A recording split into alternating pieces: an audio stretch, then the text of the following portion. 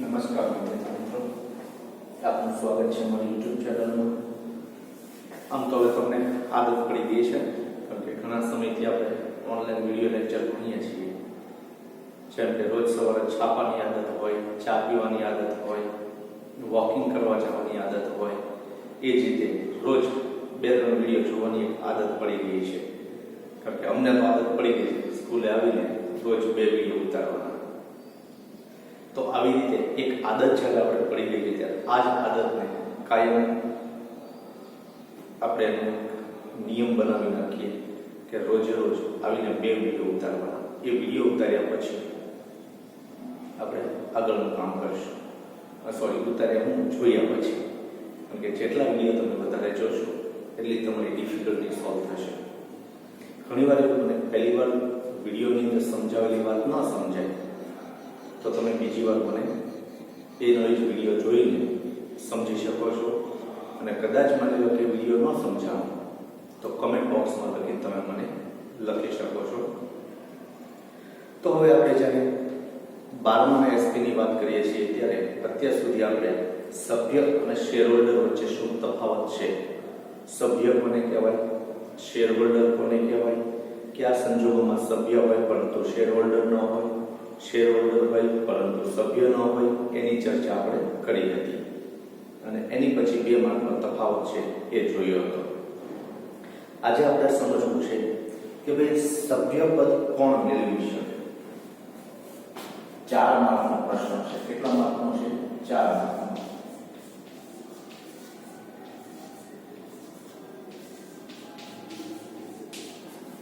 સભ્ય પદ કોણ મેળવી શકે.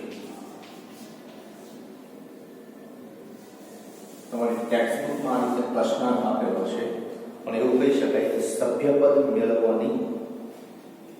મેળવવા માટેની લાયકાત કઈ હોય, કયો એવો વ્યક્તિ છે જે સભ્યપદ મેળવી શકે. તો સામાન્ય રીતે આપણે જે ભણીને એ અંતર્ગત આપણે વાત કરીએ તો સૌથી પહેલા તમને ખબર છે કે વ્યક્તિ છે એ શેર ખરીદીને સભ્યપદ મેળવી શકે. આવેદન પત્રની સ્થાપનાની કલમમાં સહી કરીને એ વ્યક્તિ સભ્યપદ મેળવી શકે. બરાબર. અને કોઈ પણ પેઢી છે એટલે કે કંપની છે એ અન્ય કંપનીના શેર ખરીદીને સભ્યપદ મેળવી શકે છે. કારણ કે કંપની એ કાયદાની દ્રષ્ટિએ શું છે, કૃત્રિમ વ્યક્તિત્વ ધરાવે છે. એવું તમે ભણીને આવ્યા છો. તો હવે જ્યારે આપણે વાત કરીએ છીએ કે સભ્યપદ કોણ મેળવી શકે, આ તમે વ્યવસ્થિત સમજજો, જેથી કરીને એની પછીનો ટોપિક છે સભ્યપદ મેળવવાની રીતો. એ તમને વ્યવસ્થિત આવડે અને સભ્યપદ મેળવવાની રીતો તમને વ્યવસ્થિત આવડશે તો મિત્રો સભ્યપદ ગુમાવવાનું અથવા તો સભ્યપદનો ત્યાગ કેવી રીતે કરી શકાય એ જે બાબતો છે એ વ્યવસ્થિત સમજી શકશો. બરાબર. તો સભ્યપદ કોણ મેળવી શકે એ અંતર્ગત પ્રસ્તાવના જોઈએ કે કંપની એ કાયદા દ્વારા અસ્તિત્વમાં આવેલી કૃત્રિમ વ્યક્તિ છે જે કાયદા દ્વારા જીવંત વ્યક્તિ જેવા તમામ અધિકારો ભોગવે છે. કાયદાની દ્રષ્ટિએ સ્વતંત્ર અસ્તિત્વ તેમજ વ્યક્તિત્વ ધરાવનાર કોઈ પણ એકમ કંપનીનું સભ્યપદ પ્રાપ્ત કરી શકે છે. એનો મતલબ શું થયો કે કોઈ એક કંપની છે એ અન્ય કોઈ કંપનીના શેર ખરીદીને એ કંપનીનું સભ્યપદ મેળવી શકે છે. અને સારી વાત કહેવાય તો કારણ કે અત્યારે શેર બજાર ખબર ને સહી હે શું સહી હે, મ્યુચ્યુઅલ ફંડ સહી હે.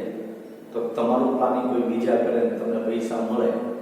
અને એસબીઆઈ તો એવું પણ કહે છે જાહેરાત વાળા કે ચડાવતર તો જિંદગીનો એક ભાગ છે, એમ ચડાવતર મ્યુચ્યુઅલ ફંડમાં આવ્યા કરે. બરાબર. પણ જો તમે ગભરાઈને એનાથી યુટર્ન મારી લો તો એ મેળ ન આવે. સમય અને સંજોગ સાથે ધીરજ સાથે જો તમે શેર બજારમાં રોકાણ કરો તો એ સારું છે. ઇન્ટ્રાડે ટ્રેડિંગ બને ત્યાં સુધી ન કરવું, કારણ કે ઇન્ટ્રાડે ટ્રેડિંગની અંદર તમારી પાસે પૈસા એટલા હોવા જરૂરી છે. અને જો તમારી પાસે પૈસા ન હોય તો મિત્રો 10, 15, 20 શેર ખરીદીને તમે કંઈ કમાઈ ન શકો. કારણ કે રોજના 100-200 કમાવતું એ અત્યારની માંગ નથી. કારણ કે મહિને 3000 રૂપિયા એટલે કંઈ ન કહેવાય. તમારો પોકેટ મનીનો ખર્ચ ન થાય, મોટા થશો ત્યારની વાત કરું છું. તો આ રીતે સભ્યપદ કોણ મેળવી શકે છે? તો કે વ્યક્તિ છે કૃત્રિમ વ્યક્તિત્વ ધરાવે છે, એટલે અન્ય કોઈ કંપનીના શેર ખરીદીને એ સભ્યપદ પ્રાપ્ત કરી શકે છે. આ અંગે કંપનીના નિયમન પત્રની જોગવાઈનું પાલન થવું જરૂરી છે. એટલે નિયમન પત્રની અંદર કંપની જ્યારે સભ્ય થાય છે ત્યારે એને કયા કયા નિયમો લાગુ પડે એની તમામે તમામ જોગવાઈનું પાલન કંપનીએ સભ્યપદ પ્રાપ્ત કરવા માટે કરવું પડે છે. અને કંપનીનું સભ્યપદ મેળવવા માટે નીચે જણાવેલી વ્યક્તિઓ કે સંસ્થાઓ છે એ સભ્યપદ મેળવી શકે છે. એમાં સૌથી પહેલું કીધું છે જીવંત વ્યક્તિ.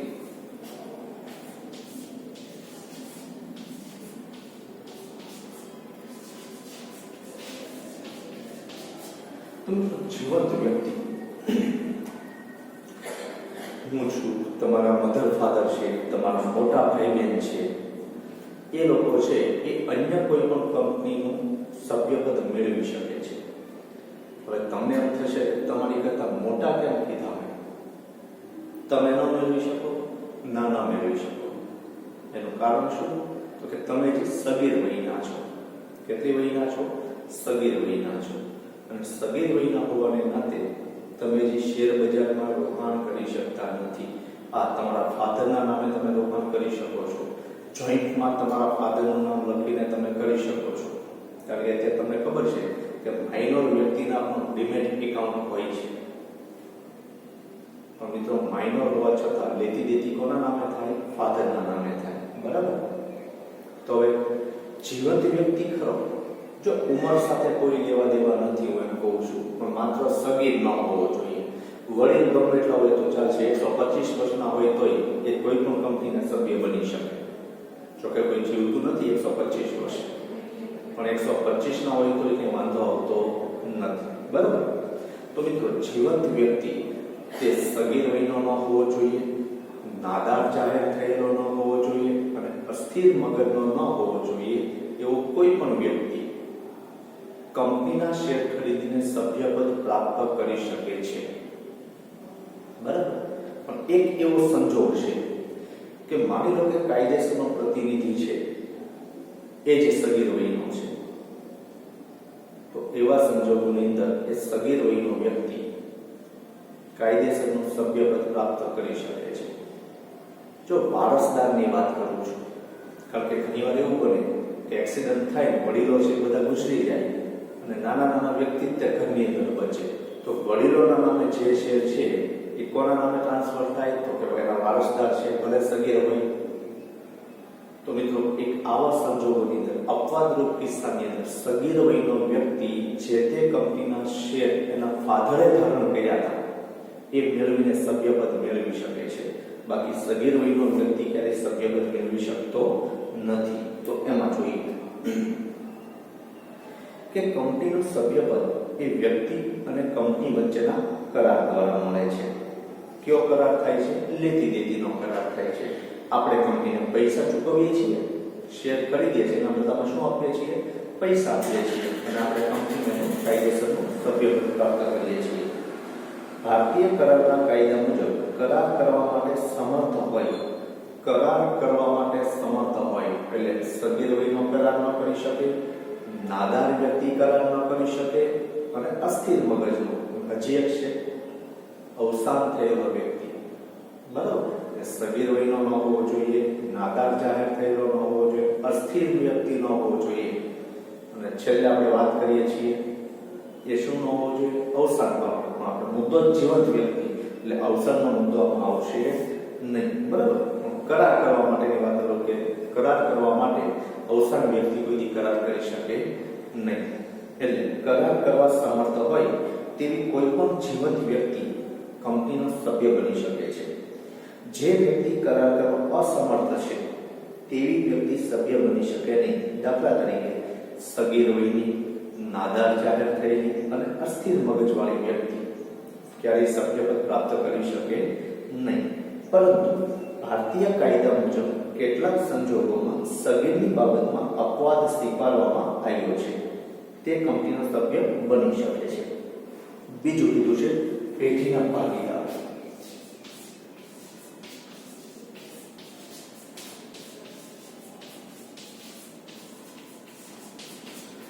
હવે જો વિદ્યાર્થી મિત્રો કે પેઢી અને પેઢીના ભાગીદારો આ બે અલગ છે. ભાગીદારી પેઢી કૃત્રિમ વ્યક્તિત્વ નથી ધરાવતી. બરાબર છે? શું મેં કીધું કે ભાગીદારી પેઢી ક્યારે કૃત્રિમ વ્યક્તિત્વ ધરાવતી નથી, પરંતુ આ ભાગીદારી પેઢી શરૂ કરવા માટે જે ભાગીદારો ભેગા થાય છે એ ભાગીદારો પોતાના નામનો ઉપયોગ કરીને વ્યક્તિગત ધોરણે કોઈ પણ કંપનીના શેર ખરીદીને એ સભ્યપદ પ્રાપ્ત કરી શકે છે. એટલે પેઢીના ભાગીદારો છે એ પોતાના નામનો ઉપયોગ કરીને સભ્યપદ મેળવી શકે છે, પણ જે પેઢી છે એ પેઢી પોતાના નામે શેર ખરીદીને સભ્યપદ પ્રાપ્ત કરી શકે નહીં. સમજાય છે વાત? તો કંપની મેળવી શકે કારણ કે કંપની કૃત્રિમ વ્યક્તિત્વ ધરાવે છે, ત્યારે ભાગીદારી પેઢી એ કંપની નથી. બરાબર? એટલા માટે એ કૃત્રિમ વ્યક્તિત્વ ધરાવતી નથી અને એનું નામ સભ્યપદમાં ક્યારે ઉમેરી શકાય નહીં, એના નામે શેર ક્યારે ખરીદી શકાય નહીં. પરિણામે ભાગીદારી પેઢી ક્યારે સભ્યપદ પ્રાપ્ત કરી શકે નહીં. પણ કોણ કરી શકે? પેઢીના ભાગીદારો એ પોતાના વ્યક્તિગત નામનો ઉપયોગ કરીને. એમાં જોઈએ કે ભાગીદારી પેઢી કાયદાની દ્રષ્ટિએ વ્યક્તિ ન હોવાથી તે સભ્ય બની શકે નહીં, પરંતુ પેઢીના ભાગીદારો વ્યક્તિગત રીતે અથવા તો સંયુક્તપણે કંપનીનું સભ્યપદ મેળવી શકે છે. સંયુક્ત રીતે એટલે શું? બે ભાગીદારો ભેગા થઈને પોતાના નામનો ઉપયોગ કરીને સંયુક્ત રીતે શેર ખરીદે. ત્રીજું કીધું છે હિન્દુ અવિભક્ત કુટુંબ.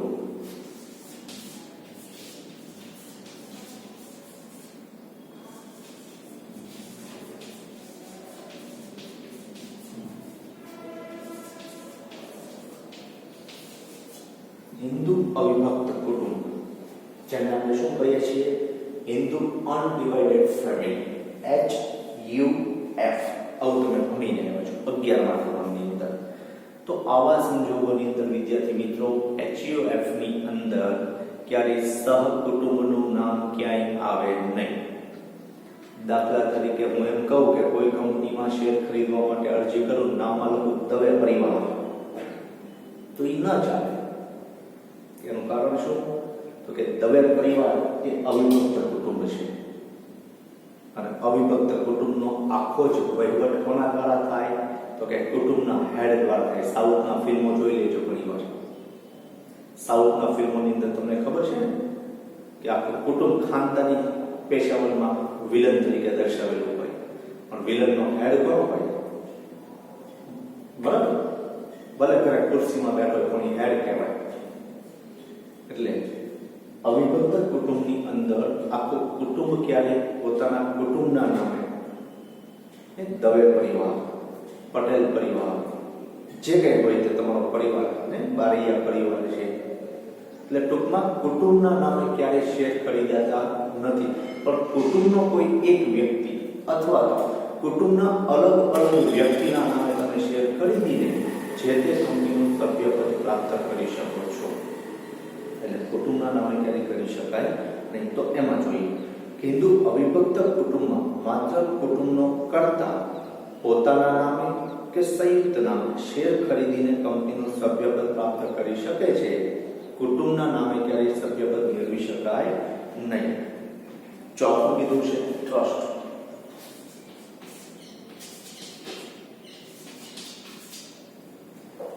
તો જૂના કંપની ધારાની અંદર વિદ્યાર્થી મિત્રો ટ્રસ્ટ છે એ ક્યારેય સભ્યપદ નહોતું મેળવી શકતું, પરંતુ 2013ના નવા કંપની ધારા અનુસાર ટ્રસ્ટને એક વ્યક્તિ તરીકેનો હોદ્દો મળેલો છે. એટલે હવે કોઈ પણ ટ્રસ્ટ છે એ ટ્રસ્ટના નામે શેર ખરીદીને અન્ય કંપનીમાં રોકાણ કરીને સભ્યપદ પ્રાપ્ત કરી શકે છે. દાખલા તરીકે ખોડિયાર મંદિર trust, Chotila trust, Bagdana trust, બરાબર? આ બધા ટ્રસ્ટ છે. તો આવા સેવાના હેતુથી સ્થાપના થયેલા કોઈ ટ્રસ્ટ, ધાર્મિક હેતુ માટે તૈયાર થયેલું કોઈ ટ્રસ્ટ હવે અન્ય કોઈ કંપનીમાં શેર ખરીદીને ત્યાંનું સભ્યપદ પ્રાપ્ત કરી શકે છે. સમજાય છે આ વાત? પણ જૂના કંપની ધારામાં ટ્રસ્ટ ક્યારેય સભ્યપદ પ્રાપ્ત કરી શકતું નહોતું. તો એમાં જોઈએ કે નવા કંપની ધારા મુજબ કોઈ પણ ટ્રસ્ટ કંપનીના શેર ખરીદીને સભ્યપદ પ્રાપ્ત કરી શકે છે, સભ્ય બની શકે છે. અને એની પછી કીધું છે વિદેશી વ્યક્તિ.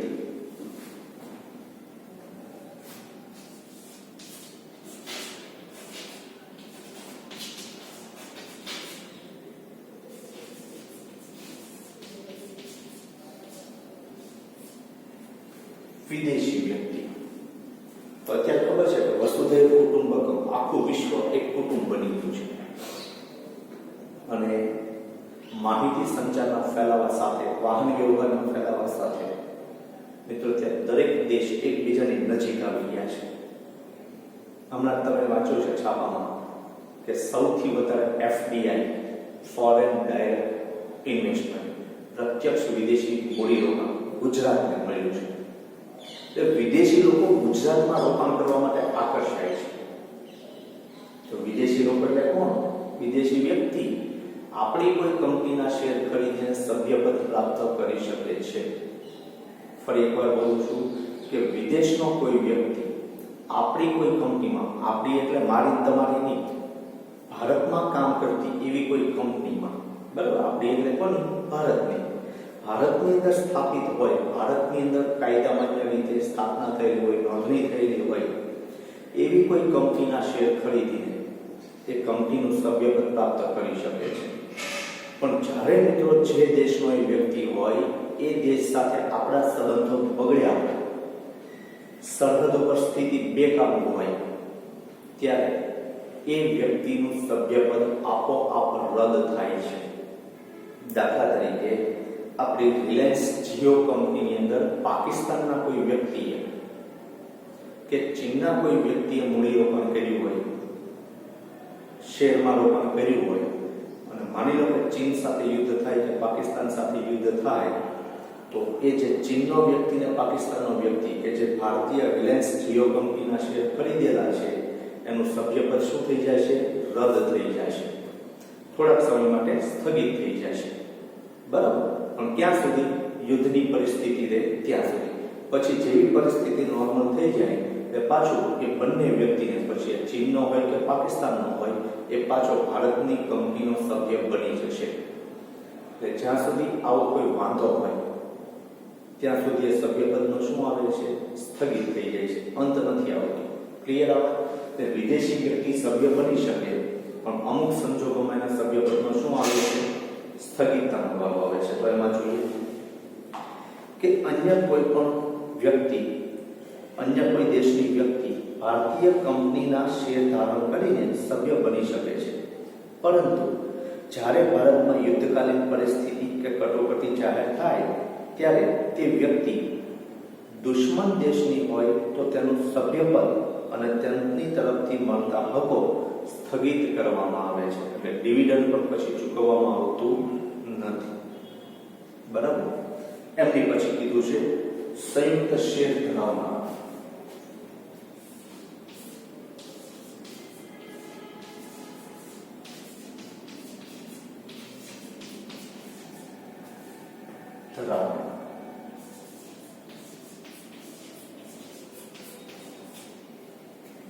તો વિદ્યાર્થી મિત્રો, સંયુક્ત શેર એટલે બે વ્યક્તિઓ ભેગા થઈને, દાખલા તરીકે હું ને મારો મિત્ર છે એ ભેગા થઈને વાત કરતા હતા. વાતમાંથી યાદ આવ્યું કે આ કંપની નવા શેર બહાર પાડે છે, તો મારી પાસે પૂરતા પૈસા નથી, આપણે બે ભેગા થઈને લઈ લઈએ તો આ રીતે બે વ્યક્તિ ભેગા થઈને શેર ધારણ કરે તો એ સંયુક્ત શેર ધરાવનાર વ્યક્તિ કહેવાય, બરાબર છે. હવે ઉદાહરણ સમજીએ કે એ નામનો વ્યક્તિ અને બી નામનો વ્યક્તિ બે 500 રૂપિયા રોકાણ કરીને 1000 રૂપિયાનું રોકાણ સી નામની કંપનીમાં કરે છે, બરાબર. એ વ્યક્તિએ કેટલા કાઢ્યા? 500. બી વ્યક્તિએ 500 કાઢ્યા અને બંનેના ભેગા થઈને 1000 રૂપિયાનું રોકાણ સી નામની કંપનીમાં કરે છે. તો તમને ખબર છે કે એ અને બી બંને કમ્બાઈન્ડ રીતે 500 રૂપિયા કાઢેલા છે. તો સી નામની એક કંપનીમાં એ અને બી બંને વ્યક્તિનું નામ કંપનીના ચોપડે નોંધાયેલ હશે, બરાબર છે. પરંતુ કંપની પોતાની સરળતા ખાતર બંનેને કઈ લેટર લખવાનું આવે છે, કારણ કે એક જ શેર ઉપર એક જ વ્યક્તિને લેટર મોકલવાનો હોય. તો નામ ભલે તમારે ગમે એટલા જોઈન્ટ હોય, પણ તમારા શેરની અંદર જેનું પ્રથમ નામ દર્શાવેલું હશે, એટલે કે અહીંયા માની લો કે બી વ્યક્તિનું નામ પ્રથમ દર્શાવેલું છે સી નામની કંપનીમાં, તો કંપની કોને પત્ર મોકલશે? માત્ર બી વ્યક્તિને જ પત્ર મોકલશે. એ નામની વ્યક્તિને કંપની કોઈ પત્ર મોકલશે નહીં. એટલે પત્ર વ્યવહાર કોના નામે થશે? તો ભલે સંયુક્ત શેર ધારણ કર્યા હોય, પરંતુ શેરની અંદર જે પ્રથમ નામ દર્શાવેલું હશે એ જ વ્યક્તિના નામે કંપની પત્ર વ્યવહાર કરશે. પછી આ વ્યક્તિએ બાકીના જેટલા સંયુક્ત નામ હોય એમને જાણ કરવાની રહેશે. ક્લિયર આ વાત? એટલે સંયુક્ત શેર ધારણ કરવાથી પણ સભ્યપદ પ્રાપ્ત કરી શકાય છે. તો એમાં જોઈએ કે જ્યારે બે કે તેથી વધુ વ્યક્તિઓ સંયુક્ત નામે કંપનીના શેર ખરીદે ત્યારે કંપનીના સભ્યપત્રકમાં સંયુક્ત નામ લખવામાં આવે છે. હમણાં જ આપણે વાત કરી કે સી નામની વ્યક્તિની કંપનીમાં રજિસ્ટર બંને વ્યક્તિના નામ હશે, એનું નામ એ હશે, બી નું નામ એ હશે, બરાબર. પરંતુ લખવામાં આવે છે જેમના નામ સભ્યપત્રકમાં દર્શાવેલા હોય તેમની વ્યક્તિગત અને સંયુક્ત જવાબદારી ઉદ્ભવે છે. વહીવટી સરળતા ખાતર જેનું નામ પ્રથમ હોય તેના નામે કંપની પત્ર વ્યવહાર કરે છે. પછી એ કંપની તરફથી નોટિસ મોકલવાની હોય, ડિવિડન્ડ વોરંટ મોકલવાનું હોય, કોઈ પરિપત્ર મોકલવાનો હોય, કોઈ દસ્તાવેજ મોકલવાનો હોય કે શેર પ્રમાણપત્ર મોકલવાનું હોય, આ તમામ બાબત છે એ માત્ર ને માત્ર કોના નામે થશે? પ્રથમ નામ જે વ્યક્તિનું છે એના નામે. ક્લિયર આ? તો હવે પ્રથમ જે વ્યક્તિનું નામ છે એના નામે જ કંપની તમામ પ્રકારનો પત્ર વ્યવહાર સંયુક્ત શેર ધરાવનાર વ્યક્તિના સંદર્ભમાં કરે છે. એમની પછી કીધું છે સાતમું કે કંપની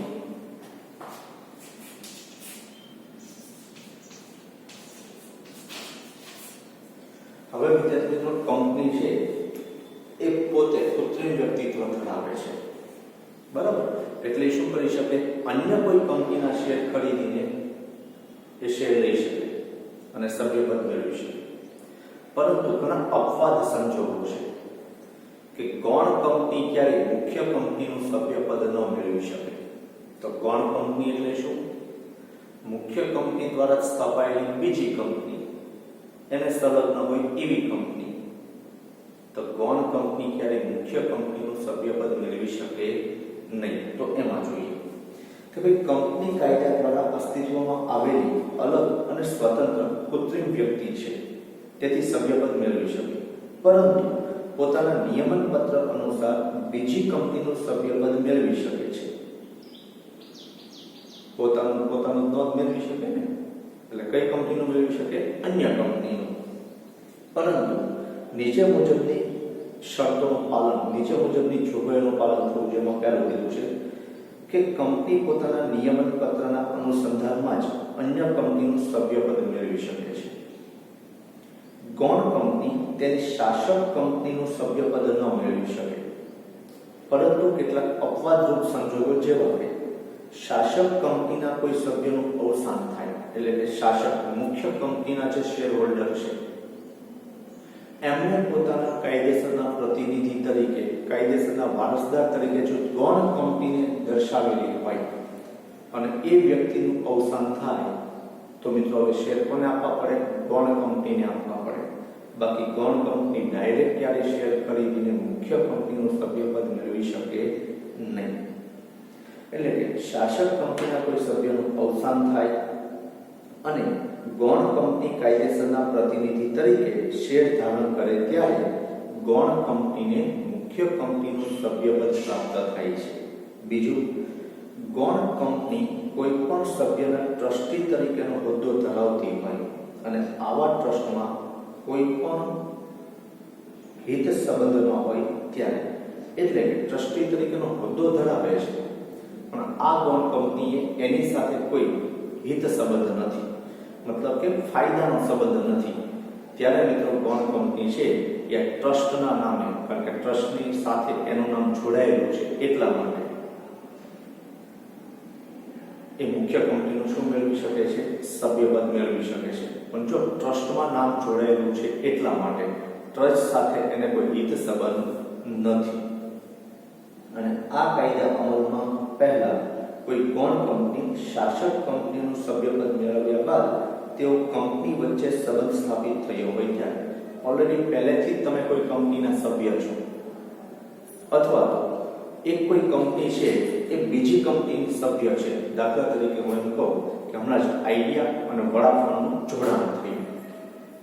જોજો, આઈડિયા અને વડાફોનનું શું થયું? જોડાણ થયું.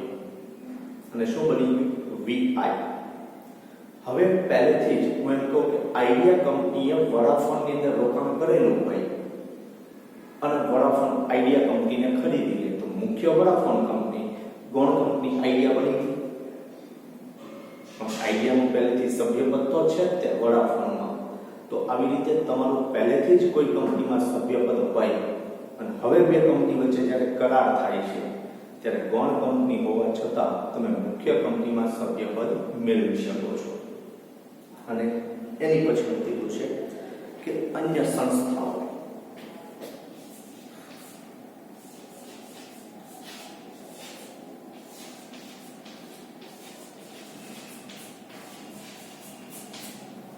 હવે વિદ્યાર્થી મિત્રો, અન્ય સંસ્થાઓ એટલે સહકારી મંડળીઓ, સહકારી બેંકો, કોઈ ધાર્મિક એવી સંસ્થાઓ હોય તો એ સંસ્થાઓ સીધી કોઈ પણ કંપનીના શેર ખરીદીને સભ્યપદ પ્રાપ્ત કરી શકે છે.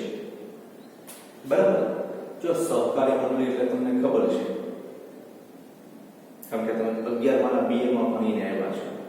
કોઈ ધાર્મિક મંદિર એવું છે કે જે વ્યક્તિગત ધોરણે છે, તો એ મંદિરના અન્ય કંપનીના શેર ખરીદીને એ શું કરી શકે છે? સભ્યપદ પ્રાપ્ત કરી શકે છે.